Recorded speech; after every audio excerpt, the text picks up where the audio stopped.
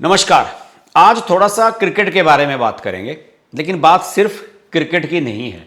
बात हमारी, आपकी, हमारे बच्चों की, फैमिली की सुरक्षा की भी है कि कैसे खेल के मैदान में कोई भी ऐसा हादसा किसी के साथ हो सकता है जो जानलेवा भी साबित हो सकता है। श्रेयस अय्यर के बारे में आज बात करने वाले हैं। आप जानते ही हैं कि भारत की टीम इस समय ऑस्ट्रेलिया के दौरे पर है।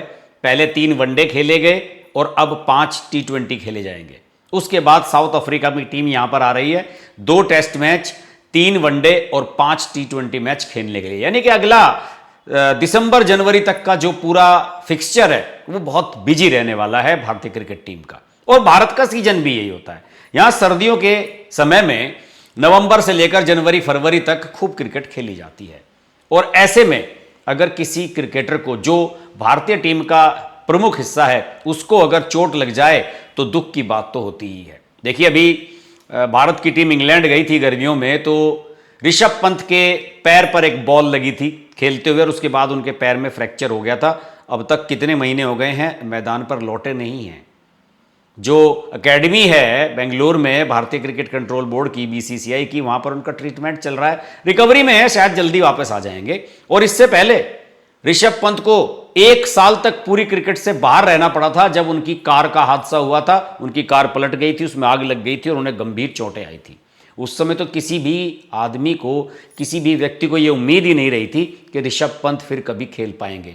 वो वापस आए, रिकवरी की, शानदार खेले और भारत को जिताया। और इंग्लैंड में तो और ऑस्ट्रेलिया में जब भी भारत की टीम जाती है, ऋषभ पंत एक महत्वपूर्ण खिलाड़ी होते हैं। खैर, हम दुआ करते हैं कि वो जल्द ही वापस लौट आएंगे। लेकिन श्रेयस अय्यर की वापसी कब तक होगी यह भी कहा नहीं जा सकता। कुछ विशेषज्ञों के मैंने बयान पढ़े हैं, जो मेरे पास रिपोर्ट्स आई हैं, उनकी मेडिकल रिपोर्ट्स, उसके मुताबिक उनकी जो इंजरी है उसमें 3 से 6 महीने का समय लगता है।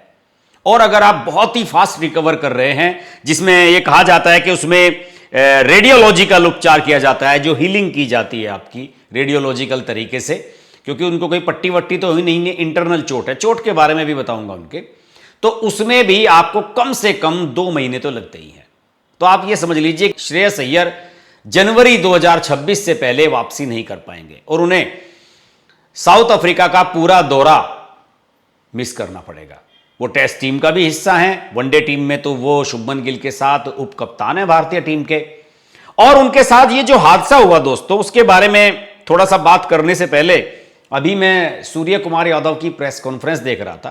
क्योंकि सूर्य कुमार यादव T20 टीम के कप्तान हैं, तो T20 सीरीज जो आज से शुरू हुई है, यानी कि 29 तारीख से शुरू हो रही है, 29 अक्टूबर से, उससे पहले जो प्री सीरीज प्रेस कॉन्फ्रेंस होती है उसमें बोल रहे थे। तो किसी ने श्रेयस अय्यर के बारे में उनसे पूछा तो बड़े हंसकर उन्होंने जवाब दिया कि हमारी श्रेयस से बात हो चुकी है, वो बात कर रहा है। शुरू में 1-2 दिन उसने बात नहीं की थी, अब बात कर रहा है, तो इसका मतलब वो ठीक हो रहा है और जल्दी ठीक आ जाएगा, वो क्रिकेट के मैदान से दूर नहीं रह पाएगा।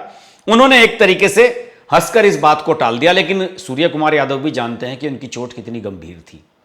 कुछ लोगों का तो यह भी कहना है कि अगर सही समय पर उन्हें ट्रीटमेंट नहीं मिलता और सिडनी में जहां उन्हें चोट लगी उपयुक्त सुरक्षा व्यवस्था और जो स्वास्थ्य सेवाएं हैं वहां पर ना मौजूद रहे होते, तो हो सकता है कि उनके साथ और भी बड़ी ट्रेजेडी हो सकती थी। और कई बार कुछ खिलाड़ियों के लिए तो यह जानलेवा भी रही है। पहले मैं आपको बता दूं कि हुआ क्या था। दरअसल आप सब लोग जानते ही हैं कि भारत 2-1 से वनडे सीरीज हार गया है। तीसरा जो वनडे था वो खेला जा रहा था, ऑस्ट्रेलिया ने पहले बैटिंग की थी उसमें और भारत ने उसको चेज करके 9 विकेट से जीता था। तो हुआ यह था कि 25 अक्टूबर को तीसरे वनडे में एलेक्स कैरी ने एक शॉट मारा स्क्वायर लेग की तरफ और बैकवर्ड पॉइंट से भागते हुए आए श्रेयस अय्यर और उन्होंने वो पीछे की तरफ जाते हुए, यानी कि गेंद पीछे से आ रहे थे और इस तरीके से कैच लपका और उसे पकड़ते हुए वो यहां पर ऐसे पकड़ते हुए नीचे गिर गए। तो उनका हाथ का यहां प्रेशर पड़ा, फिर जमीन पर वो टकराए, तो उनकी जो यहां पसली होती है, पसली के नीचे जो आंत का एक सबसे सेंसिटिव पार्ट होता है जिस पर सबसे ज्यादा चोट लगती है, अगर यहां पर आप गिरते हैं तो वहां उनको इंजरी आई। वो नीचे गिरे तो उसके बाद उठे नहीं। आपने वीडियो देखे होंगे, तस्वीरें देखी होंगी, सोशल मीडिया पर भी वो तस्वीरें आई। वो गिरे ही रहे। उसके बाद फिजियो आए दौड़ते हुए मैदान में, उनको बाहर ले जाया गया और बाहर ले जाने के बाद जब वो ड्रेसिंग रूम में पहुंचे तो आप यकीन नहीं करेंगे कि लगभग बेहोश हो गए। लोग उनसे पूछ रहे थे, साथी खिलाड़ी उनसे हाल पूछ रहे तो श्रेयस अय्यर उनका जवाब नहीं दे रहे थे।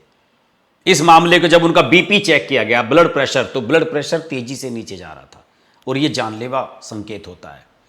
तुरंत उन्हें एम्बुलेंस में ले जाया गया सिडनी में, और सिडनी में उनका जो ट्रीटमेंट कराया गया है वहां का मैं आपको बता दूं कि सिडनी का जो सेंट विंसेंट हॉस्पिटल है जहां पर उनका ट्रीटमेंट हुआ, वहां पर इस प्रकार का ट्रीटमेंट वर्ल्ड लेवल का उपलब्ध है।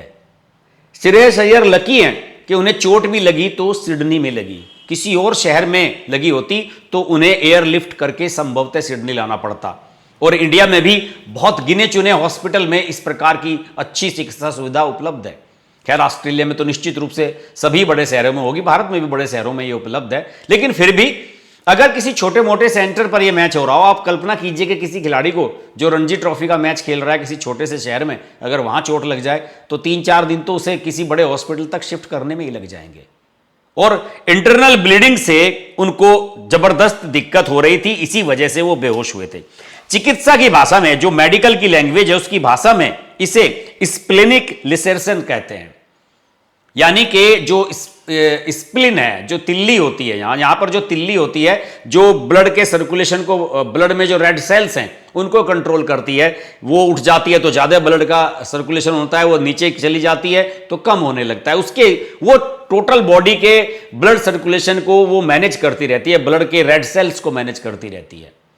तो उसमें इंजरी हुई और उन्हें आईसीयू में रखा गया। और ये जो इंजरी है उनकी, ये 3rd से 4th ग्रेड की है, यानी कि 4th ग्रेड की अगर इंजरी में आप चले जाते हैं तो वो जानलेवा मानी जाती है, बहुत गंभीर होती है, आसानी से हील नहीं होती। देसी भाषा में इसे तिल्ली की चोट भी आप कह सकते हैं। और उन्हें आईसीयू में 48 से 56 घंटे, लगभग 2 से 2.5 दिन तक उन्हें रखा गया।